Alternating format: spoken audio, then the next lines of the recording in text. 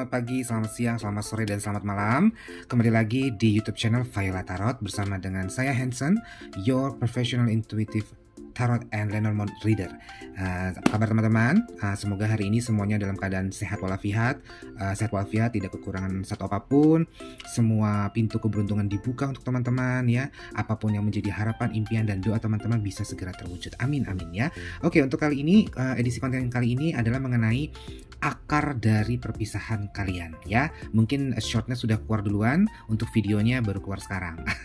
Oke teman-teman, terima kasih ya teman-teman sudah menyempatkan waktu untuk menontonnya ya. Seperti biasa kita akan melakukan shuffling kartu ya dengan deck kartu tarot yang ini kali ini ya. Saya tidak akan bosan-bosan mengingatkan bahwa untuk readingan bersifat online itu mau nggak mau harus saya wakilkan ya. Jadi saya membutuhkan fokus energi ke teman-teman untuk diarahkan ke deck kartu tarot ini ya, dengan cara melihat deck kartu tarot ini dan mengetuk kartu ini 2 kali. Jadi tolong ketuk juga layar handphone, layar tablet, layar PC maupun layar laptop teman-teman ya. Juga mohon bantuan untuk mensubscribe, like, dan share ya teman-teman. Di sini kita akan mengambil 3 opsi ya, seperti teman-teman sudah lihat. Di sini sudah ada saya sajikan 3 buah blok kayu 1, 2, 3. Nanti kita akan letakkan setiap pilihan itu satu kartu, dan satu kartu. Dan readingan kali ini memang tidak memakai pile ya, tapi memakai satu deck kartu ini. Nanti kan kita ambil 3 kartu dari shuffling ya, dari pengocokan nanti pengocokan kartu nanti ya, karena saya mendapatkan inputan dari teman-teman untuk bisa mempersingkat durasi waktu readingan ya. Tapi memang konsekuensinya mau nggak mau ya, saya hanya bisa memberikan garis besar ya, atau benang merahnya saja dari apa yang mau kita reading ya teman-teman, supaya teman-teman juga bisa lebih enjoy gitu ya. Oke, memang hanya satu kartu dan memang hanya gambaran umum saja. Tapi kalau misalkan teman-teman nanti di akhir video atau di tengah-tengah berpikir untuk ingin menggunakan jasa reading saya, bisa kontak ke saya dengan metode private personal reading ya. Bisa kontak di sosmed saya, nomor-nomor handphone saya yang ada yang tersedia di WhatsApp maupun Telegram ya. Nah, sekarang kita akan langsung saja meng-shuffle kartu ini ya. Baik, fokuskan ya teman-teman. Oke. Ya, semoga relate dan resonate ya teman-teman. Tapi mohon maaf kalau ini sifatnya itu general, jadi banyak sekali fluktuasi energi. Saya akan berusaha untuk seakurat mungkin ya. Jika resonate ada yang positif tolong diambil. Jika misalkan tidak ada yang resonate, bisa untuk di skip saja dan bisa melihat di konten-konten berikutnya ya teman-teman. Oke, sudah ada 3 kartu yang keluar ya teman-teman. Ini kartu yang pertama yang keluar, kemudian kartu kedua, dan ini adalah kartu ketiga. Dan ini sudah terbuka ya teman-teman ya. Nanti saya akan jelaskan, oke? Baik, ini akan saya taruh dulu di sini. Oke, untuk teman-teman silahkan saya beri waktu untuk memilih dari ketiga buah kartu yang telah tersedia di sini. Silahkan intuisi teman-teman ingin membuka kartu yang mana atau memilih kartu yang mana ya. Silahkan. Oke, cukup ya teman-teman. Kita akan coba kupas satu persatu dari kartu-kartu tersebut ya. Kita akan coba membuka kartu yang pertama. Bagi yang memilih kartu pertama, inilah kartu pertamanya. Baik, di sini ternyata The Tower ya. The Tower itu masuk dalam major arcana atau arcana besar atau rahasia besar ya teman-teman. Baik, untuk akar permasalahannya kalau saya bilang di sini adalah dari segala sisi ya teman-teman. Dari segala arah, dari segala penjuru. Seperti hal sudah tidak tahu lagi mau cari celah pembenaran dari mana. Ya, The Tower ini adalah sesuatu hal kehancuran ya, yang memang sudah tidak sefrekuensi, tidak sinkron, tidak selaras, tidak ada lagi yang bisa untuk alasan untuk mempertahankan gitu loh. Jadi akarnya itu sudah bercabang kemana-mana teman-teman ya. Walaupun sebenarnya tuh The Tower itu nggak jelek-jelek amat gitu loh kartunya ya, bahwa memang sebenarnya masih bisa sebenarnya kalau dari kehancuran bangunan ya, kalau kita analogikan dalam contoh konkret ya dalam kehidupan sehari-hari, misalkan kita tahu bahwa sebuah gedung itu dihancurkan karena mungkin bangunannya lama ya, mungkin sudah usang ya, sudah banyak yang harus diperbaiki. Daripada harus ditempel sana sini dan itu banyak yang harus ditempel, lebih baik dirubuhkan saja kemudian dibangun kembali, benar nggak? Nah, begitu juga dengan apa yang terjadi dengan akar permasalahan hubungan perpisahan kalian sebelumnya ya. Selama masih ada niat baik ya dari kedua belah pihak, tidak boleh salah satunya saja. Jika memang masih ada rasa, masih punya tekad untuk memperbaiki, terlepas dari banyaknya masalah yang silih berganti yang berdatangan dari segala penjuru arah ya. Kalau memang masih ada niat, masih ada rasa, itu sebenarnya bisa saja diusahakan. Hanya saja mungkin akan banyak catatan ya. Dan kalau saya lihat dengan teman-teman yang memilih kartu yang pertama ini, memang akar permasalahannya itu tidak bisa untuk secara gampang diurai satu persatu ya. Jadi bisa jadi sudah ada masalah keuangan, masalah apa ya, cara berpikir, pola berpikir, kemudian frekuensinya tidak sama vibrasinya, kemudian bagaimana cara memandang suatu permasalahan, sudut pandangnya, point of view-nya ya dari kedua belah pihak itu memang udah beda banget. Dan saya lihat ini bukan sehari dua hari gitu loh, sudah lama gitu loh, sudah lama ini terjadi dan dibiarkan akhirnya pecah jeder seperti itu. Jadi memang kalau kita lihat memang agak susah untuk diperbaiki ya. Jadi saya nggak bisa bilang lebih kecenderungannya ke masalah perasaan, pikirankah atau materikah, non materikah, itu saya tidak bisa mengatakan karena ini sudah terlalu complicated dan sudah terlalu rumit. Jadi saya bisa simpulkan bahwa teman-teman yang memilih kartu pertama ini, akar permasalahan dari perpisahan kalian itu adalah terlalu kompleks, terlalu rumit gitu. Jadi bagaimana nih kalau sudah kayak begini ya? Kalau dari intuisi saya mengatakan lebih baik ya sudah, let go, biarin saja. Mungkin memang harus tutup buku, harus tutup chapter yang lama ya. Memang butuh waktu untuk sembuh ya. Pakailah waktu sebanyak mungkin yang teman-teman butuhkan untuk healing, untuk sembuh. Tidak usah terburu-buru untuk untuk membina suatu relationship lagi ya. Take your time, calm your mind, calm your body, calm your heart and soul ya. Jadi kalau misalkan memang timingnya tepat, teman-teman sudah siap untuk membina love relationship lagi, ya sudah waktunya memang datang. Tapi untuk sekarang kayaknya lebih baik healing dulu, calm dulu, break dulu aja sebentar ya teman-teman. Oke, itu yang bisa saya sampaikan untuk teman-teman yang memilih kartu pilihan yang pertama. Oke, kita langsung beralih ke kartu pilihan kedua. Kita akan buka ya teman-teman. Oke, ternyata di sini adalah Page of Wands dengan posisi terbalik ya teman-teman. This is a reverse card. Jadi di sini kalau Page of Wands ya, kita coba buka. Kalau Page of Wands itu sebenarnya sebuah kartu yang lumayan lumayan bagus. Kenapa? Karena Page of Wands itu adalah seperti baby step ya. Jadi keinginan, will ya, tekad gitu ya, yang sudah ada actionnya gitu ya, sudah ada actionnya ke arah yang memang akan mencapai goal tersebut ya. Punya semangat yang intinya sudah ada first step, sudah ada actionnya gitu ya kan. Nah kalau memang kalau Page of Wands itu terbalik ya, artinya apa? Sudah tidak akar permasalahan dari perpisahan kalian adalah sudah tidak ada motivasi, sudah tidak ada kemauan. There is no willingness ya to maintain ya, to endure your relationship ya. Jadi sudah tidak ada udah tidak ada motivasi, sudah tidak ada keinginan, tidak punya tekad lagi untuk bersama-sama lagi gitu loh. Jadi akarnya adalah itu. Jadi lebih kepada self gitu. Keinginan itu udah nggak ada ya. Dan kalau saya lihat di sini kan Wands itu kan lebih kepada tekad ya, tekad. Kalau orang udah tidak punya tekad itu kan pasti udah mati tak mau, hidup segan gitu ya kan. Jadi sudah hambar, sudah basi gitu. Jadi kayak bisa jadi saya berusaha untuk intuisi saya mengatakan bahwa kalau kartu reverse Page of Wands ini keluar ya, akar permasalahannya itu adalah dari diri sendiri, bukan dari eksternal ya. Jadi bisa jadi ya dari teman-teman sekalian atau dari pasangannya gitu, pasangan sebelumnya memang sudah nggak mau aja gitu. Kadang memang tidak bisa dijelaskan dengan kata-kata, kenapa lo udah nama dia ya, udah nggak serak aja. Nah kan kadang itu kan sangat abstrak ya, sangat absurd gitu ya. Kenapa? Apakah karena fisiknya, apakah cara dia berpikir, bagaimanakah dia membawa dirinya atau gesturnya, itu nggak ada teman-teman. Jadi memang udah nggak ada rasa aja gitu loh. Tapi lebih kepada udah tidak mau memelihara hubungan itu lebih lanjut gitu. Jadi kayak udah aja gitu. Dibilang bosan masuk ya kan, dibilang sudah tidak ada rasa masuk juga gitu. Jadi lebih kepada tidak ada motivasi ya. Nah buat teman-teman yang mungkin belum berpisah tapi sudah ke arah sana ya, kalau ada teman-teman yang merasa atau berpikir ya, merasa sama berpikir itu beda area ya teman-teman. Jika teman-teman ada perasaan dan atau ada pemikiran bosan ya, bosan itu kan adjektif ya. Bosan itu bisa jadi suatu sifat gitu ya.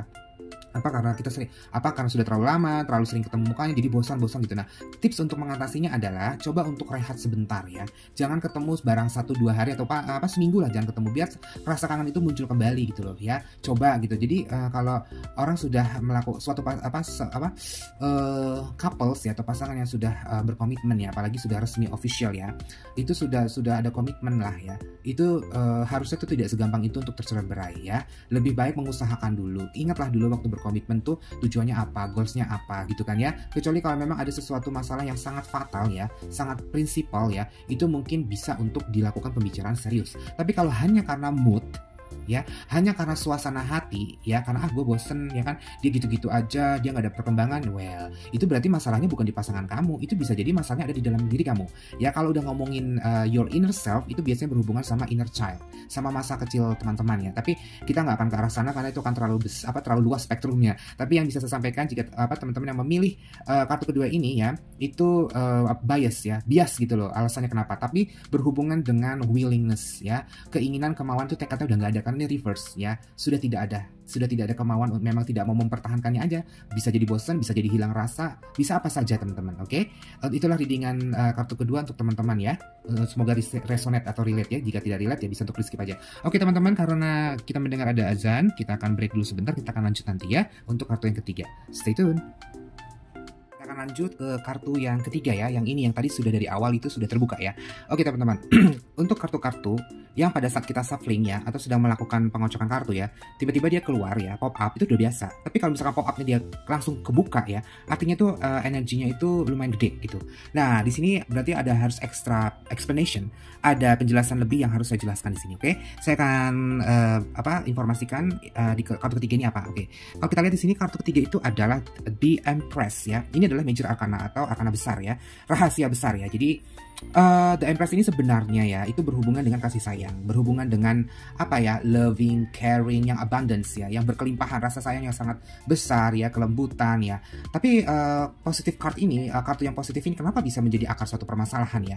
Kalau saya bilang ini bisa jadi ya salah satu, dan ini gini, walaupun kartu ini disimbolkan ya The Empress itu kan artinya perempuan ya, udah pasti perempuan ya. Tapi kita nggak bisa bilang bahwa subjeknya atau orang itu pasti si perempuan ya, nggak melulu. Kenapa? Karena kalau kita bermain dengan simbol ya atau gambar itu kan bisa jadi adalah hanya sebuah unsur ya. Jadi kalau saya bilang ini adalah suatu feminine energy ya, energi feminim ya. Dan kalau saya bilang kalau sebuah feminine energy ini ya, The Empress ini, kartu kuat ini menjadi akar permasalahan, itu artinya ada satu belah pihak yang mendominasi, terlalu mendominasi dalam suatu hubungan ya. Jadi dia memang mungkin terlahir atau karena situasi kondisi menjadikan dia itu jadi tukang mengatur gitu loh. Jadi maunya tuh harus ngikutin apa maunya dia, terlepas dari ternyata dia itu pintar, cerdas atau bagaimanapun, salah satu pihak yang lain itu akhirnya tuh nyerah, akhirnya tuh nggak bisa bersama lagi gitu loh. Nah saya nggak bisa bilang apakah teman-teman ataukah pasangan teman-teman sebelumnya itu yang merasakan itu, saya nggak tahu ya. Karena untuk mengetahuinya itu memang harus dilakukan pembukaan kartu lagi, nggak cukup satu nih kalau ada pertanyaan lain. Tapi ya saya sampaikan ya dari garis besarnya saja teman-teman ya. Nah jadi kenapa ini bisa menjadikan sebuah akar permasalahan ya? Kita analogikan saja ya, kita kasih contoh ya. Misalkan ada satu pihak, saya nggak bisa bilang teman-teman atau pasangan teman-teman ya. Salah satu dari kalian ada yang terlalu mengatur dari hari pertama atau mungkin dari sejak pacaran gitu kan. Itu adalah suatu bahaya laten ya kalau tidak dibicarakan dari awal ya. Makanya dari awal itu kita harus benar-benar mengetahui sifat karakter masing-masing masing-masing pihak gitu loh. Kalau memang yang satunya itu memang karakternya itu adalah tukang ngatur ya, yang jadi pasangannya juga harus mengerti, harus memahami gitu loh. Tapi juga harus ada lah ya riak-riak, misalkan ada pertengkaran karena mempersoalkan tentang karakter tersebut ya. Ya harusnya kan harus ada solusi ya. Kamu jangan ngatur terus dong. Kamu jangan, saya tahu maksud kamu baik, aku tahu kamu tuh sayang gitu kan. Tapi ya jangan melulu, harus tahu porsinya masing-masing gitu loh. Ya nggak sih? Nah, ini nggak selalu The Empress itu adalah seorang istri ya, dan juga nggak melulu karena dia itu The Empress ya kan. Itu bahwa dia seorang kepala keluarga, nggak juga teman-teman. Jadi yang bisa menjawab itu adalah teman-teman sendiri ya kan. Apakah teman-teman selama ini terlalu mengatur ya? Jangan bicarakan tentang benar salah atau yang seharusnya dilakukan seperti ini, atau kan seharusnya kan begini begitu, nggak begitu ya. Tapi intensitas pengaturan mendominasinya itu di mana ya? Ada satu pihak ya yang mungkin teman-teman tuh jadi gini loh. Kadang kita tuh nggak pernah benar-benar tahu loh siapa pasangan kita, sampai pada akhirnya suatu masalah jeder keluar, kita baru tahu topengnya dia sebenarnya seperti apa. Itu kan kita udah umum ya mendengar hal itu ya, orang yang yang kita dengar tuh baik-baik aja ya kan, terus nggak ada masalah apa-apa, tiba-tiba berpisah aja ya kan. Nah itu kan pasti nggak mungkin ada asap kalau nggak ada api, benar nggak sih teman-teman? Nah makanya ini saya harus menyampaikan, mungkin ini adalah yang sering terjadi ya di era tahun-tahun sekarang ini, bahwa mungkin ya perempuan juga sekarang sudah terlalu mandiri, sudah bisa cari uang sendiri, sudah dapat pekerja sendiri, tapi kan tidak bisa dijadikan dasar bahwa salah gitu ya kan. Nah, intinya adalah kedua belah pihak itu bagaimana mengenal satu sama lain sejak awal.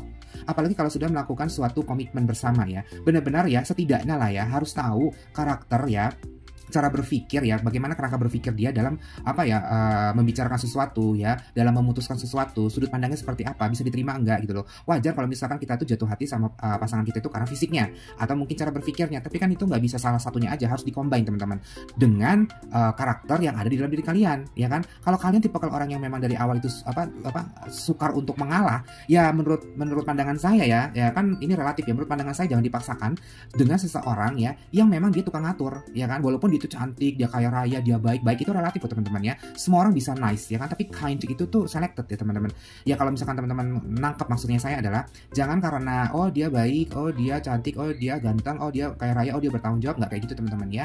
Bener-bener harus gali siapa dia sebenarnya. Makanya kadang saya tuh setuju loh sama ungkapan orang-orang tua kita zaman dulu, bahwa kita harus tahu seseorang itu sebelum jadi pasangan tuh lihat dari bibit, bebet, bobotnya. Itu tuh bener banget tuh teman-teman. Kenapa? Bibit itu nerangin apa, bebet itu apa, bobot itu bagaimana. Itu tuh menurut saya tuh akan abadi loh, tidak lekang waktu loh untuk mengukur seseorang yang untuk menjadi pasangan hidup kita. Itu harus dari situ loh teman-teman ya.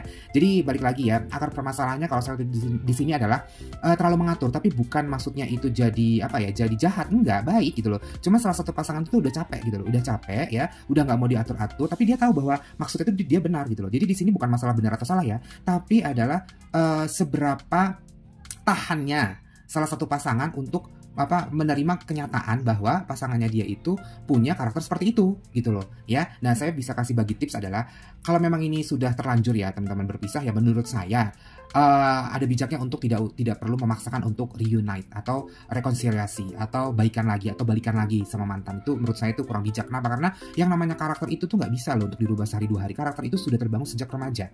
Apalagi perempuan. Kalau perempuan itu lebih dewasa duluan dibandingin seorang laki-laki ya kan.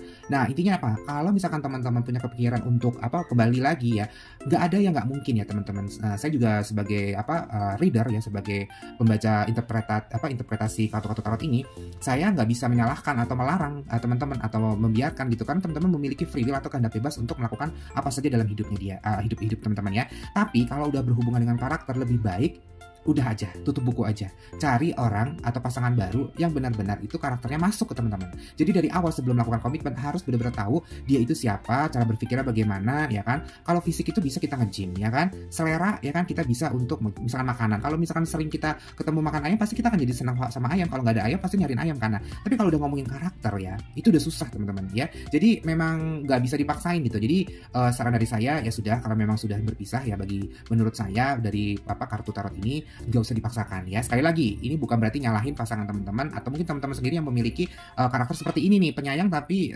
mendominasi. Saya nggak ngomongin benar atau salah ya, tapi di sini adalah ketahanan sebuah relationship itu nggak bisa diukur hanya dalam 1 tahun 2 tahun. Namanya kalau sudah komitmen itu adalah seumur hidup, benar nggak teman-teman? Apalagi kalau relationship itu adalah 2 orang, nggak bisa sendiri, kecuali kalau sama boneka sama robot, benar nggak teman-teman? Oke, dari situ mudah-mudahan bisa relate. Ada yang positif mohon untuk diambil saja. Kalau memang misalkan ada yang berguna, mohon bantuannya untuk subscribe, like, dan share juga ya. Memang ini readingannya hanya satu kartu. Kalau teman-teman membutuhkan bantuan saya, membutuhkan jasa profesional bantuan saya secara private personal reading, bisa untuk kontak saya ya. Kontak saya ada di bio profile YouTube channel saya ya, di deskripsi bio profile saya. Oke, untuk readingan yang kartu ketiga seperti itu, mudah-mudahan bisa membantu teman-teman, memberikan insight. Jadi teman-teman memiliki pertanyaan dalam hati, dalam pikiran, itu bisa saya jawab. Mudah-mudahan bisa memuaskan teman-teman ya. Oke, terima kasih untuk atensinya. Semoga kita bisa bertemu lagi di lain kesempatan dengan topik konten yang lebih seru, lebih menarik ya. Oke, sampai jumpa. Terima kasih. See you next time.